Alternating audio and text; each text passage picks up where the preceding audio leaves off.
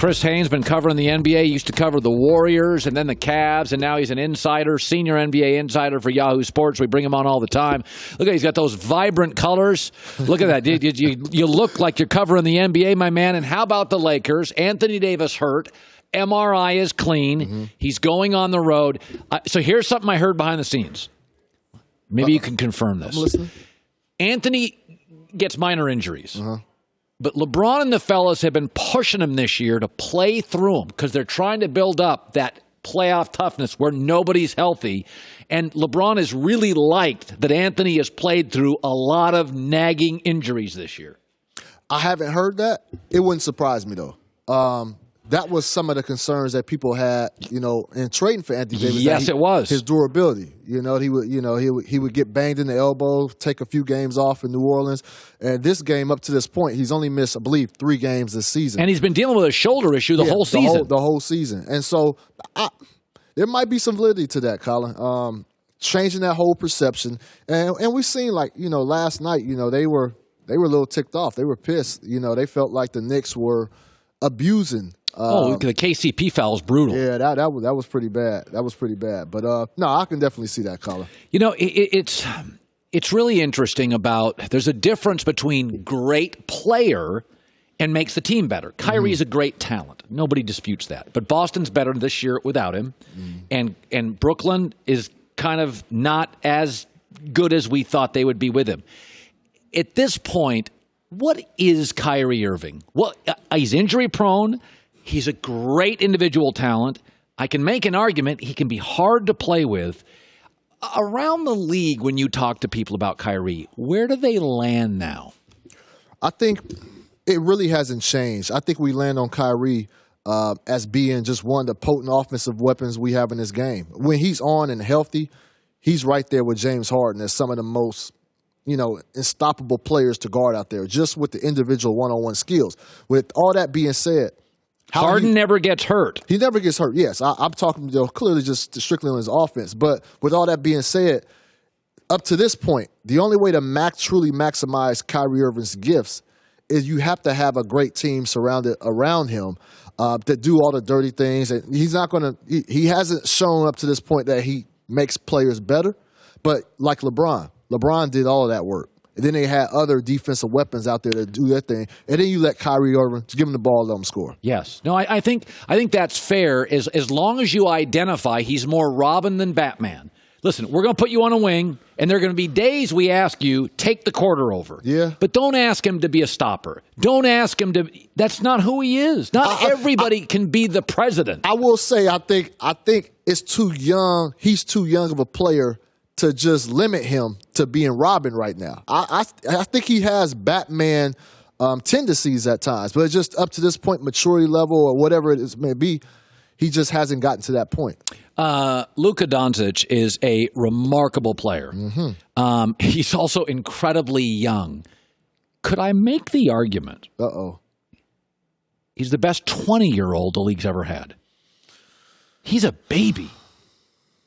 He can't legally drink in 50 states.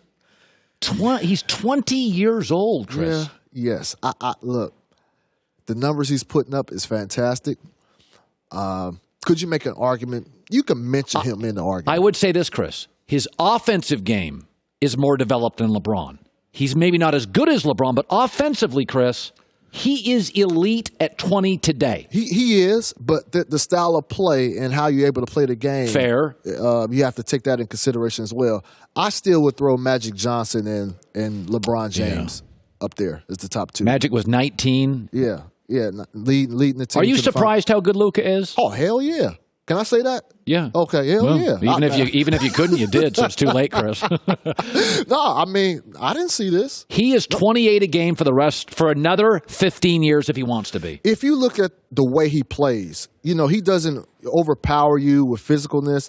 He doesn't have the lightning quick step. And so you just look at his frame and just look at the way he moves, and you're like, how is he getting this done? He's just so crafty. He plays angles well. He knows how to create a shot. The step back is, it's like James Harden. It's unguardable. You can't get to it.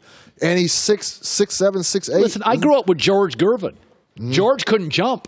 George was literally 175 pounds. There are dudes in this sport, Chris. You see him at the Y. Yeah, I see. They score.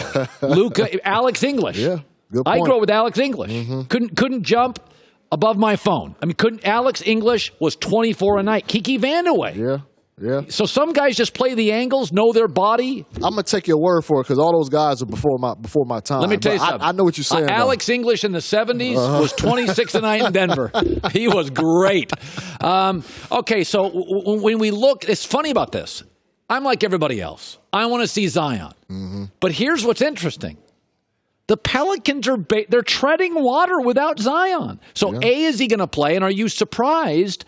They're okay. They're not that far out of the 8th spot. He's going to play. I am surprised of what New Orleans is doing, but I'm surprised at the Western Conference in general. Usually the Western Conference is the power conference, but if you look at the overall standings compared to East to the West, East is better this year, and that's why New Orleans has been able to stay in the hunt. Portland is a team that's fallen off, and they're still in the hunt for that. They're struggling. Right now. They're too Damian Lillard dependent.